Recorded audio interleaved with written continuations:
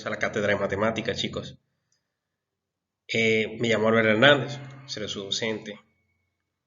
Empezaremos esta materia hablando sobre qué son los números reales. En los textos lo mencionan mucho, pero a veces nosotros no sabemos en verdad a qué se refieren, qué abarcan, qué son, qué no son. Entonces trataremos de aclarar un poco más el panorama al respecto en esta pequeña presentación. Continuemos. Esta lámina vamos a leerla de izquierda a derecha. Comienza con un recuadro azul que dice reales y se refiere efectivamente al conjunto de los números reales. Arriba de ese recuadro pueden ver una R, esa R de doble trazo. Ese es el símbolo que representa el conjunto de todos los números reales. Miren, en síntesis, los números reales son todos aquellos números que nosotros podemos representar en la recta real, en la recta numérica real. Esa recta que nosotros vemos que hace donde representan los positivos hacia un lado y los negativos hacia otro lado, donde podemos colocar fracciones, podemos colocar raíces cuadradas, los números enteros, todo.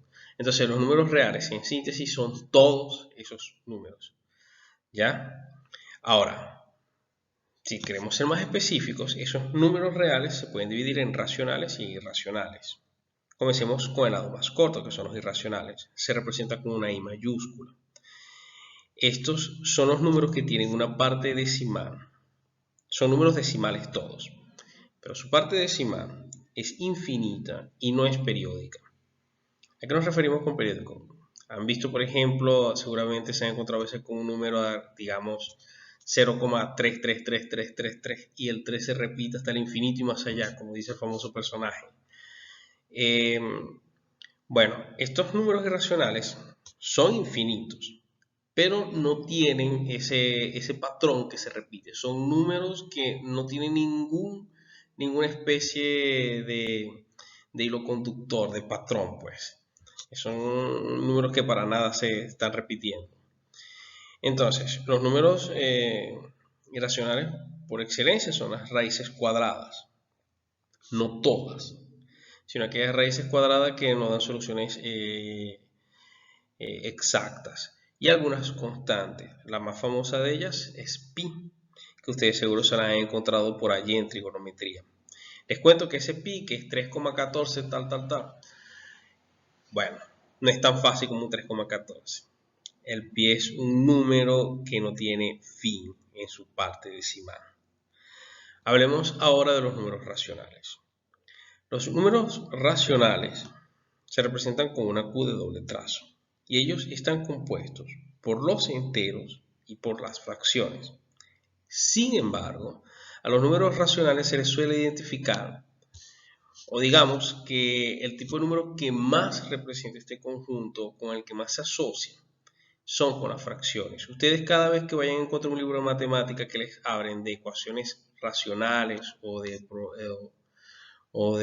problemas con números racionales, siempre van a encontrar fracciones. ¿Sí? Como pueden ver en el eje, en el conjunto pequeño, los pequeños ejemplos que se colocan ahí debajo de las fracciones. Estas fracciones tienen la particularidad de que son finitos. Su parte decimal es finita, no son como los irracionales. Y si es que son infinitas, son periódicas. Es decir, como ese número que mencioné hace poco, pues. Ese número que su parte decimal se repite hasta el infinito. Digamos, por ejemplo, 0,33333. Entonces, los números racionales, aunque comprenden las fracciones y a los enteros, se les suele asociar más con las fracciones. ¿Y por qué no con los enteros? Porque cuando nosotros hablamos de los enteros, son esos números que, valga la redundancia, son enteros y no tienen partes decimales. Entonces es más fácil para nosotros separar los enteros de las fracciones, más práctico. Por ejemplo, yo puedo decir que 2 es un número racional, pero 3/4 también lo es. Entonces no hay ninguna especie de diferenciación en ellos. Entonces, por el contrario, yo puedo decir que 2 es un entero y que 3/4 es una fracción. Es una separación más significativa. Entonces, los enteros están compuestos por los enteros positivos y los enteros negativos. A los enteros positivos es lo que nosotros llamamos los números naturales, que están representados con esa n doble trazo. Los enteros positivos son del 1 en adelante, siempre enteros, ¿ya? 1, 2, 3, 4, 5. Y el 0 se considera un entero, pero como no es ni positivo ni negativo, no se le coloca en ningún otro grupo. Él está solo en su grupo, ¿sí? Bueno, pasamos a la otra lámina. En esta lámina estamos reescribiendo lo que acabamos de decir, ¿sí? Lo único que lo representamos ahora en el diagrama de Venn.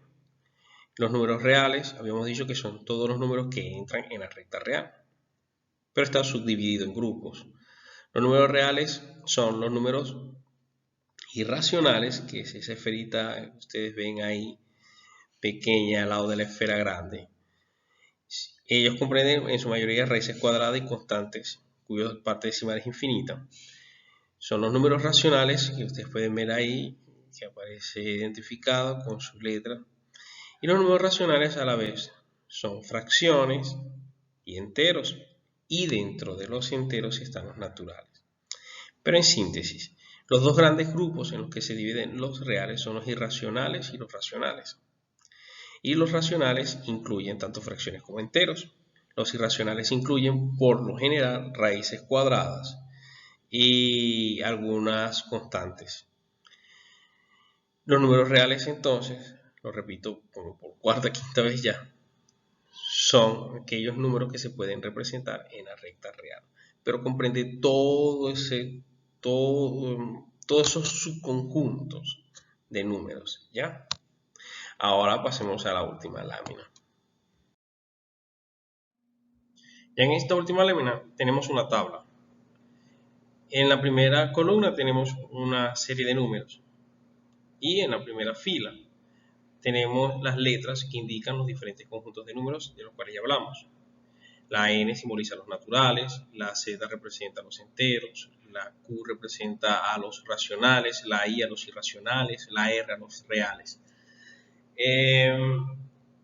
La dinámica consiste en que debemos señalar a cuáles de estos grupos pertenece cada uno de los números. Vamos por ejemplo al primero, el menos 13. El menos 13 no es un número natural, pero sí es un entero negativo. Entonces, colocamos el símbolo de no pertenece que ustedes ven allá abajo, cuando corresponda, o cuando no corresponda, mejor dicho, a ese grupo. Y colocamos el símbolo de pertenece cuando corresponda a ese grupo. Entonces, él no pertenece a los naturales, pero sí pertenece a los enteros. Si pertenece a los enteros, por ende, tiene que pertenecer a los racionales. Y si ya es un número racional, automáticamente deja de ser irracional. Un mismo número no puede ser racional e irracional, son mutuamente excluyentes. Y ya al ser racional o irracional, es un número real. Ahora vamos por otro ejemplo. Supongamos el tercer caso, que es el pi. El pi, como habíamos mencionado en láminas anteriores, es un número irracional. Partiendo del principio que vimos con el primer número de esta tabla, si es irracional, ya no es racional. Y si no es racional, entonces ya no es ni entero ni natural. Entonces por eso es que ustedes ven ahí que solamente dice que pertenece a los irracionales y a los reales. Y así el resto de los números que ustedes pueden ir dilucidando a qué grupos pertenecen. Bueno chicos, esto es todo por el momento. La intención era que supiésemos un poco más de los números reales. Esperemos que ese objetivo haya sido cumplido. Ya estaremos al pendiente con las actividades al respecto. Muchas gracias por su atención.